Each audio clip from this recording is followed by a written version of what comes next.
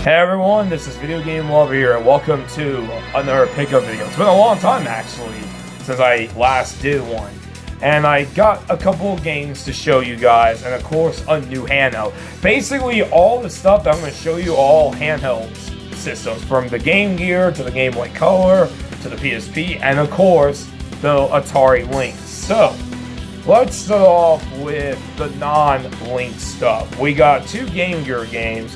I have Garfield Cognac. I got this before I went to Puerto Rico.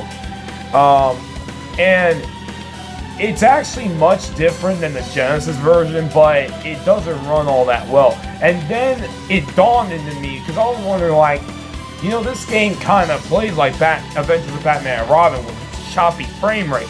Turns out it was made by the same people that did Adventures of Batman and Robin on the Game Gear Nova tray. So I'll try my best to finish that game, but I don't know. I have finished a couple of Game Gear games, which I'll show off at the end of the month. And Ninja Gaiden, this was the game that I picked up in Puerto Rico, which I really, of course, enjoyed. I've beaten this game many times. I love this game. It's a really good game for the Game Gear. So we got Planet of the Apes for the Game Boy Color. My brother gave me this, Andy, of course, and so it's complete. I have no idea that this is a good game or not. I'm gonna assume probably not, if I can pull out this game. So here it is. So we'll see if this game is any good. There we go. So yeah, it's complete in pretty good shape.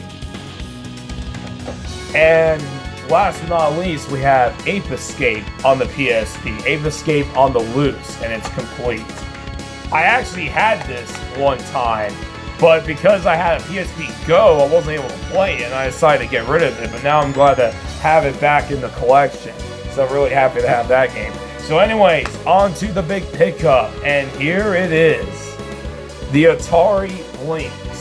This is Atari's second handheld, but really their one and only true handheld that they ever, made. Well, technically they didn't make it. It was Epic's, but Atari helped them out. So it's pretty big, as you can see. It's a little beat up, just a little bit, but it works great. The screen has a couple of lines, but I'm not bothered with it. I'm not an OCD, and it's not like really, really bad to where it's like it makes it unplayable. But I got a great deal on that. I got it for basically $130, which a lot of these Lynxes have went up in price. You can get these for like up to $180 to $200. So I have a story for this though, because this wasn't my first Lynx. I had a Model 2 Atari Lynx. I bought it before I went to Puerto Rico, but unfortunately it didn't work.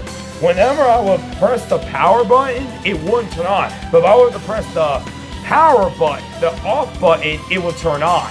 That's how I knew something was wrong. And so when I put in the game, we'll use Gates of Zendocon for example. When I put in the game on the Lynx, it immediately shuts off. So I had to take it back. Now the woman said it was untested, but here's the thing: what she didn't realize. She could have just simply said it doesn't work. She just said it's untested, but it powers on and it does work. Tried to scam me and it failed. So, got an Atari Lynx Model 1. And I'm going to be honest with you. I actually like this model more than the Model 2. Even though it's way longer, like way wider, it's actually really comfortable. Like, it actually fits in my hands really well. The buttons feel great, and I like the D-pad. That was actually something I did not like about the Model 2 Atari Lynx, was the D-pad was not that great. So I actually like this D-pad more.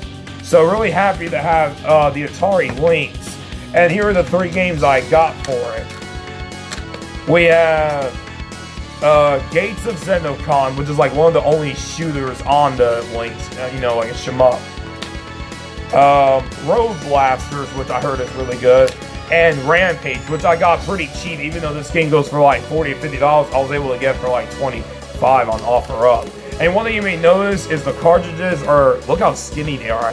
The cartridges have this, and the reason why was because the original model, it was a little tricky to get out the Atari Lynx games, so later cartridges, they made like this little lid so you could kind of pull it out. So that's basically what I picked up. Nothing really massive. I was supposed to get a couple of Game Gear games, but that hasn't worked out too well. But we'll see what happens. If that video happens, I'll let you know. But anyways, guys, thank you so much for watching this video. I'll catch you guys on my next video. Video Game Lover 58, sign out. Peace.